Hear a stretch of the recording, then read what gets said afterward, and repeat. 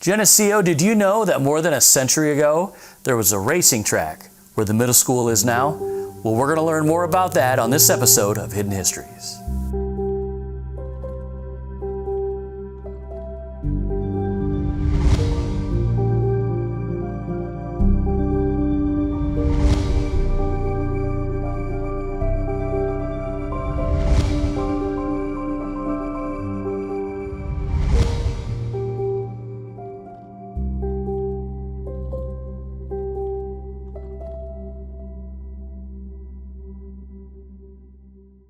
And we are back with Hidden Histories, and we're going to learn about a horse racing track that was where the middle school is today, and Steve Kastorff is going to tell us about that. We have to remember, when we start going back in history, 1800s, everything was still the horse. We didn't have the automobiles. They didn't come around to the early 1900s. So everything was based on the horse. They called it horse culture. We talked about this when we were talking about Myron McHenry.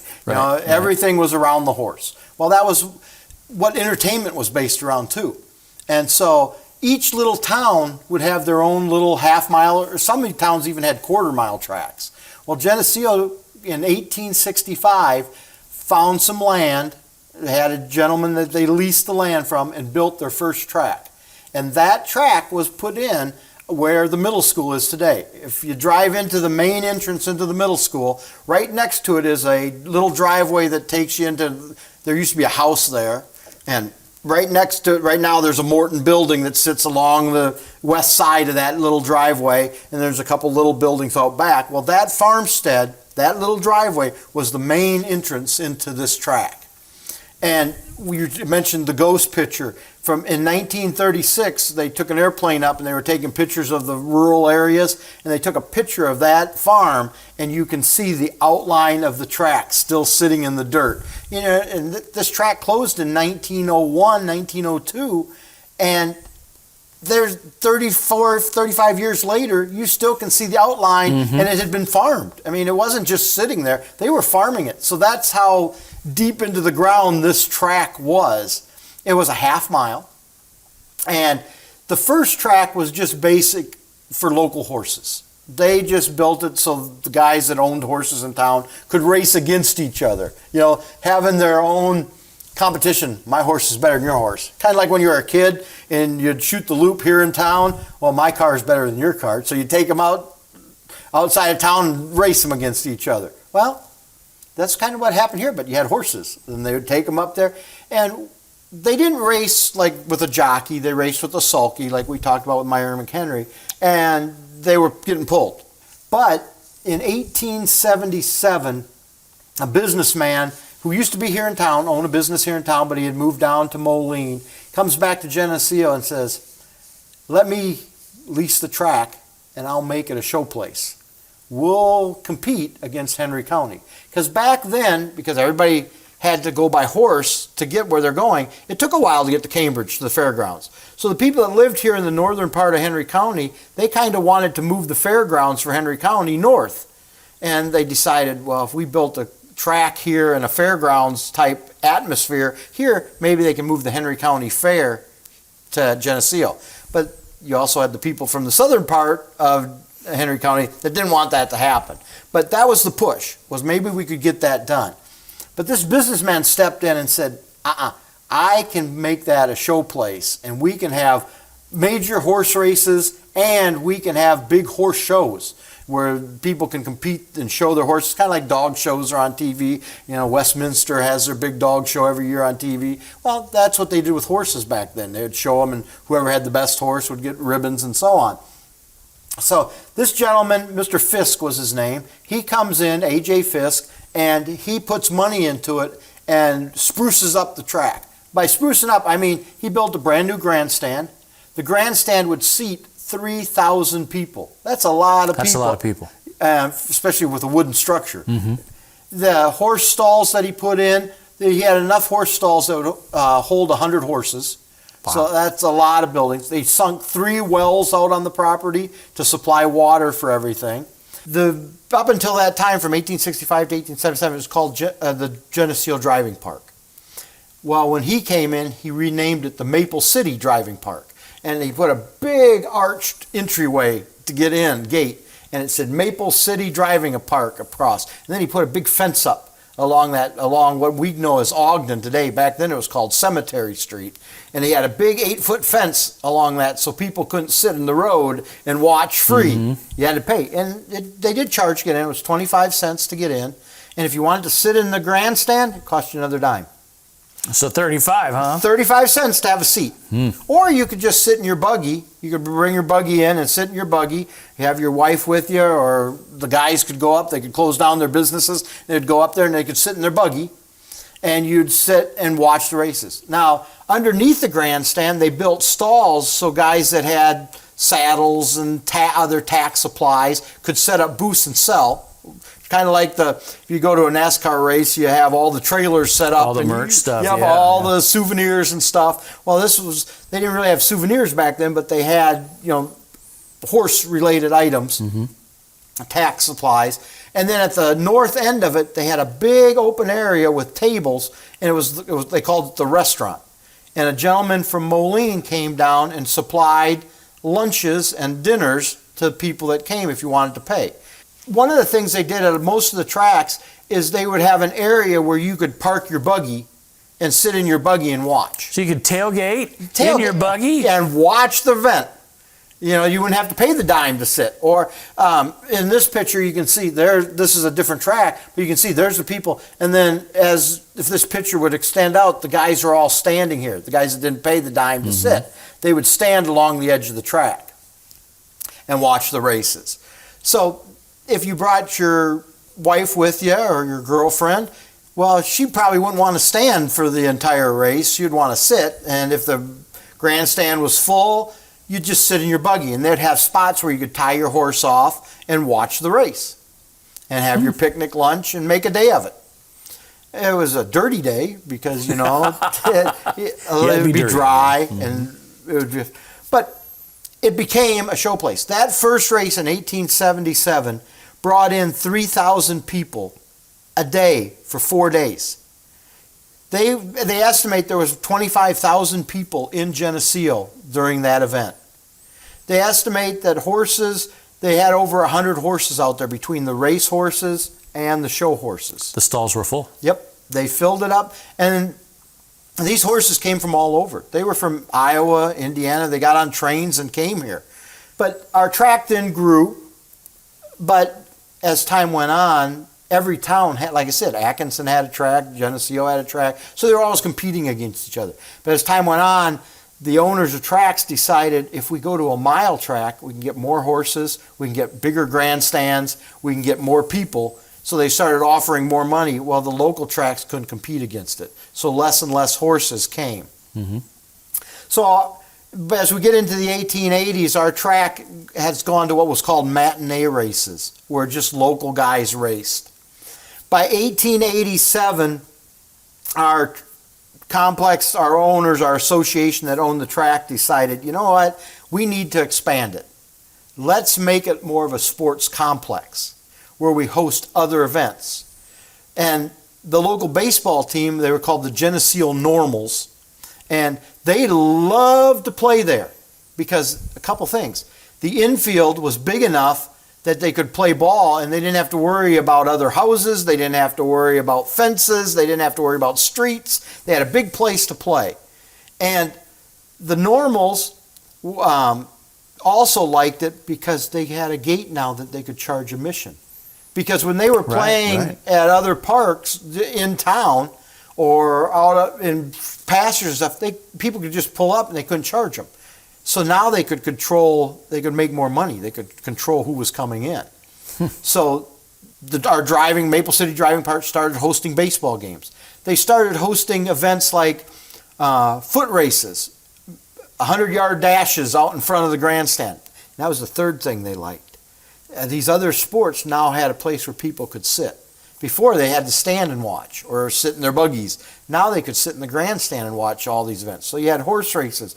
When bicycles came around, they raced the bikes. And most of the bike races were about 200 yards they would race because you're riding on dirt. Right. I mean, it was not like now you watch the Olympics and they're on these high-tech tracks. Well, no, this was on the dirt where the horses ran. They would ride their bikes and race. One race in the 1890s brought in 80 bicyclists to race on our track. On dirt? On the dirt, yeah. So it was really interesting to see that. And back then, too, they had a competition. The local fire departments would do sprint races against each other. They had these big hose carts, and they would get guys on there, 8, 10, 14 guys, and they would pull this hose cart, 200 yards, and as they would pull it, they would be laying out 100 yards of hose, and then they'd have to couple it up, and they would race against other teams, other fire departments. Geneseo was the state champions. They had the state champion, yep, and they put on a display out there after they won the state championships in front of it. They competed. And the other thing that happened out there was shooting. They had, like we call them clay shoots now. I know our FFA has a great clay shooting team, and back then they actually shot live pigeons. And then, but no animals were hurt. No, well, I hate to say it, but times were different then. Yeah, exactly. But then they went to glass balls. Now ours are clay pit. Well, they had glass balls that they would launch out of launchers, and they'd shoot those. And they had a 4-day tournament in November. Can you imagine sitting outside in November watching guys shoot? Yeah, for 4 days, and they brought in shooters from all over the Midwest. They had, I think I read 40 different shooters competing at that event. Yeah, but people didn't care about that back then. Yeah, yes. It was entertainment. Yeah. They had the money, they were using it. But as horse racing went, the horses left here, so our track died out, so they had this new competition. It still didn't keep it going. So by the turn of the century, horse racing had shifted to the mile tracks, and Geneseo track was closing up. So the owner of the property decided, we're done. He divided it up, and it became farmland. And for 3 years, from 1901 to 1904, we didn't have a track in town. But in 1904, some guys got together, some horse owners, and they decided, this could bring some business into town. So they built the second track. And the second track is the one that's in this picture. And this picture was from 1911, but in 1904 they built this track. And as far as I can find, the track was built off of Chicago Street where Ford Road is, somewhere in that area. I haven't been able to exactly pinpoint it because back then they didn't really give you, the exact locations of things. And if it wasn't on a map, it's hard to find exactly where it was. People talk to each other then. Yes. Well, and if you went to the horse race, the newspaper who was writing up the story knew you were there. Yeah. You knew everybody that really cared about it. They might want to know the times and stuff because you might have been sitting in the grandstand and didn't get the whole times. But you at least could read about it, but you knew where the track was. Well, when we do research now, if it's not written down, we kind of lose that. And that's pinpointing it's been a little struggle, but I'm still working on that. But they built this new track. They called it Combination Park because, once again, they knew horse racing wasn't going to be big enough to support the track completely. There had to be other activities. Yes, they had to have something else. And they got in alliance with our Geneseo baseball team that now had started to become the Geneseo White Sox. And they got together with them and said, we're going to build this track, and in the infield of the half-mile track, we'll put a baseball diamond. So you'll have this bleachers or grandstand you see here, they called it an amphitheater back then, was to seat 2,000 people. So, it doesn't look like a fancy stadium of today, but 2,000 people is a lot to be built. And when they leased the land, they leased 40 acres, and they decided we need a little bit more to put a grandstand up. So they leased 4 more acres to put the grandstand up. And they got this all set up, and their opening day was when another business in town was opened. That business was the canning factory.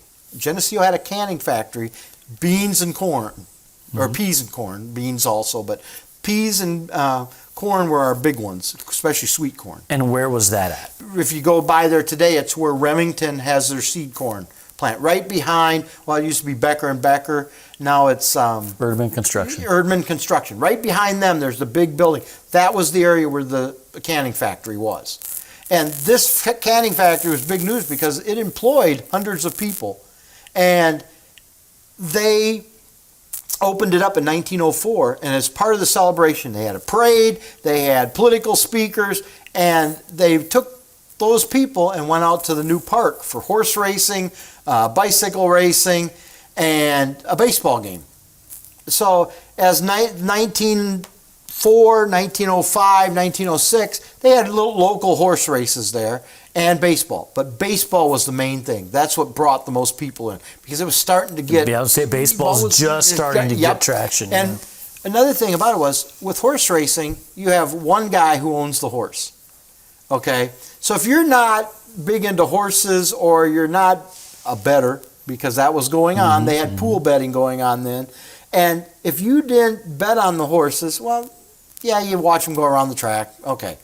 But a baseball game, you have 9 players on a side, and they probably had back then between 12 and 13 players on a team.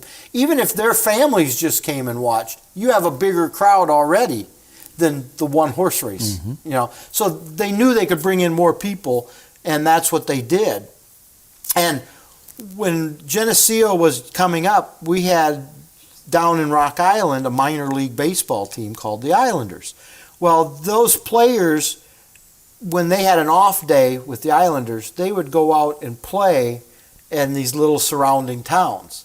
Well, the owners of the association that ran the track knew this, so they would contact the Islanders and the players would get paid to come out.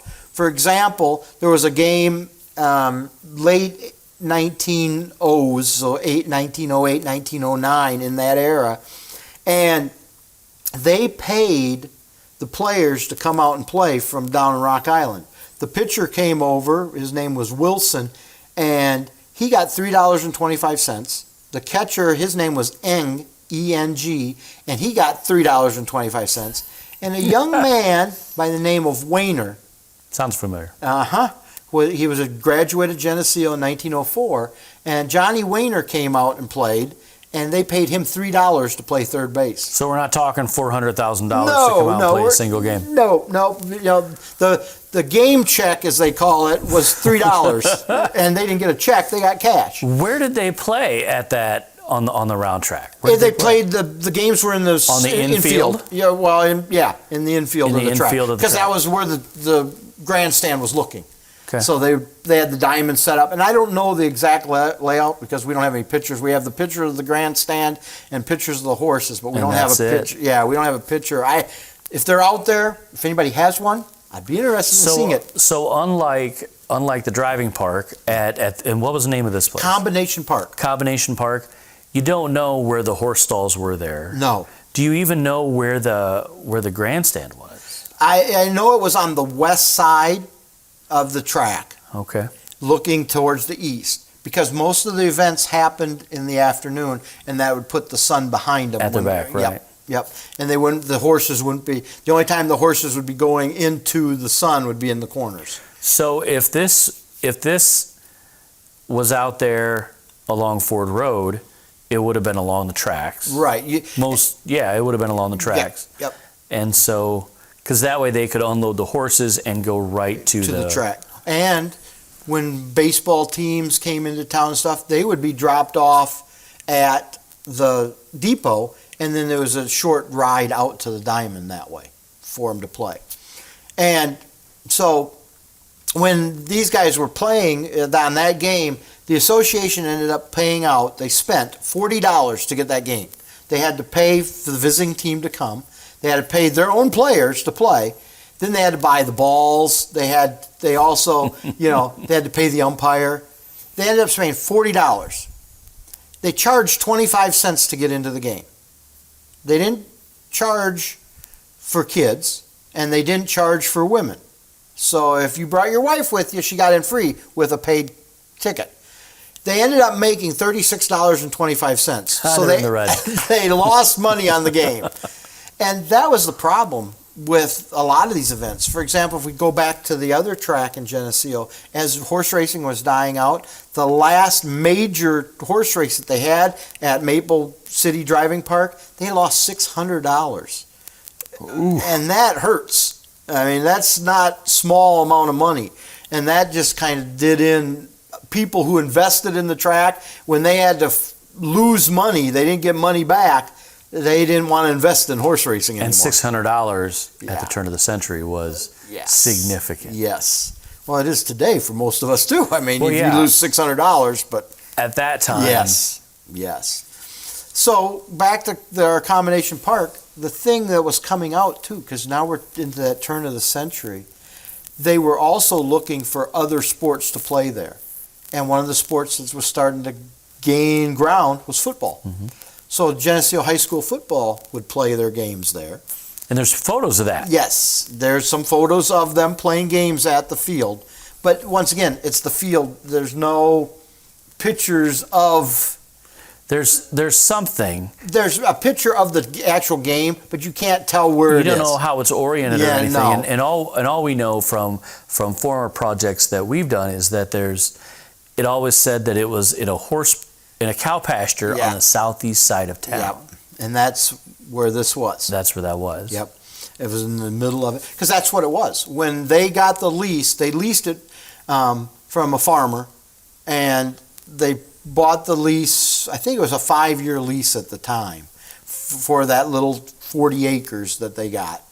And they brought in football. Once again, they had the grandstands. They had everything. They could control the people coming in. They could charge. It gave them a great place to play. The other thing that came about this time was the creation of the automobile and the motorcycle. And so they started with holding auto races and motorcycle races. They raced those there at the as track. well. Yeah. And there's one real cool picture out there that I found of one of the first automobile races out there. Now, when you think of an automobile race, you think of 30 cars on the track at was once. it NASCAR out there? No, it wasn't Oh. NASCAR. It was one car at a time. Okay. They went one car at a time, and you raced the clock. And the car that went the fastest won the prize. And at that time, the picture, it shows the car coming around the corner, and the dust is flying, and it's all open air. That you can see the driver with his goggles on as he's going around the corner. No kidding. And if you want to see that picture, it's in this book. Oh. And so it's a really cool picture. And then they also raced motorcycles in. Same type of thing. They raced against the clock. And they went for 3 miles. So that was 6 laps around our track. And the winning time for the first motorcycle race was 4 minutes and 30 seconds. That was the winning time. So we're not talking the speed motorcycles that we have today. Right. You know, we were talking these original, if you watch American Pickers, the ones that Mike Wolf is chasing after. Now, here's a question. Yeah. Would those motorcycles have been built at the torpedo factory here in town? The ones that they raced, the ones I saw, were not. They were Excelsior motorcycles. It was the name of the motorcycle that won. But they could have been. Because they only list, once again, the newspapers didn't give you all the details back then. Right. They listed the winner and his motorcycle. The loser, they gave his name, but they didn't say what kind of motorcycle he was riding. And what the whole torpedo factory is for whole another show, yes, but that's that it's a very interesting chapter of Geneseo's it hidden really history. is. And those are really sought after. Yes. But this was kind of cool to have that here in town. And by 1915, everything was dying out again. The interest in the track, the high school had moved on to their own field. Baseball had kind of shifted to the major leagues now. People were paying more attention to that. The local diamonds, they still played, but they didn't get as much traction as they had back then. So our combination park just kind of faded away back to farm ground. And it's unfortunate because it would be cool to find where it was, and like at least we have a picture of this one, where the driving park, Maple City Driving Park, we don't have any pictures of that one because it was prior to when they were taking pictures and keeping them for nerds like myself to find it. But there was something that you saw. I mean, obviously, from the driving park, you did see the ghost photo, Right. And we'll have an image of that here in the show. Yeah. But you saw some advertisements. Oh yeah, the house that was there on the property a few years ago, the Dwyer family tore that house down, and when they were tearing it down, up in the attic, they found the boards from the fence that had the advertising on it from. That's how they, just like today, you go to sporting events and all you see is advertising. Mm-hmm. You know, the stadiums are named for companies, you know. Well, at the driving park, they put it on the fence so people could see it as they were sitting in the grandstand from the hardware store, the meat market, the harness shop. You know, they all were advertised on that fence, and they actually found some of the boards up in the house. Were they painted in color and all that? I don't know exactly, you know, but you could read I don't know if it was white or, you know, what, you know, and it was faded now from what the Dwyers told me. What are we going to talk about next? We'll get into Myron. We talked about Myron McHenry. Now we've talked about the tracks.